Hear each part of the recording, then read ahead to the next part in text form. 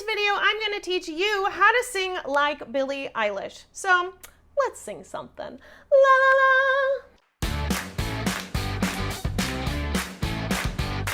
This is part 2 of a 2-part series. So if you haven't checked out the first part of this, watch this video at the end. I'm going to post up a link to part 1. Click that and check out the other 3 hacks I have to sound like Billie Eilish. She's got this smoky, gritty, emotional feeling that just draws you in with this whisper sound. And we're going to break down how she's creating that sound in 3 hacks. Hack number 1, strong vibrato.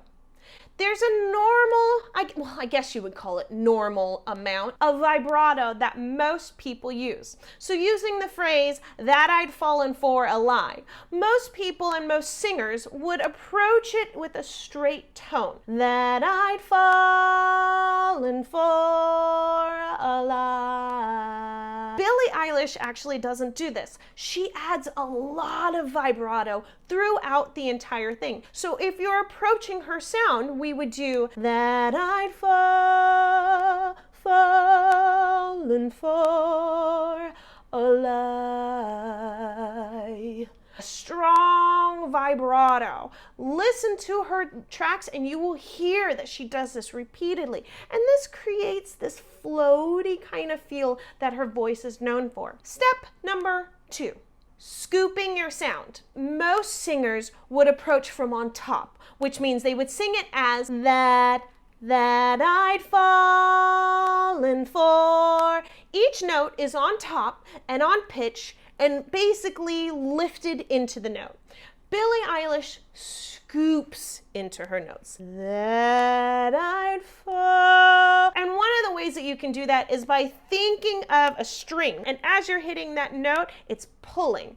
That I'd fall. You're hitting the note quietly and it's being pulled out as you sing. If you guys are totally lost, I want to let you know that if you go to vocalfreebies.com, there's a cheat sheet there that you can print out, which has all 6 steps that I go over in this 2-part series on how to sing like Billie Eilish. You get to print it out and it's totally free. Hack 3, overdevelop your vowels.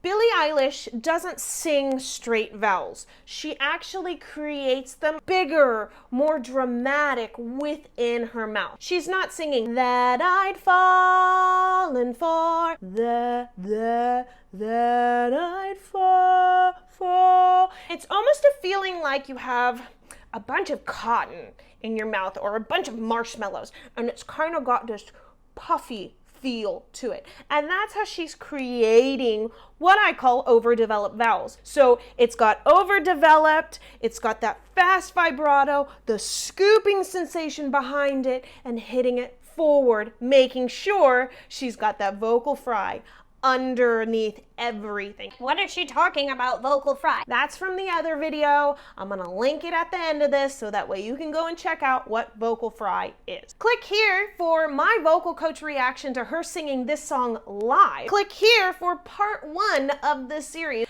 and click down below to join my Facebook group because we do lots of awesome, cool stuff. I'll see you in the next song. La la la.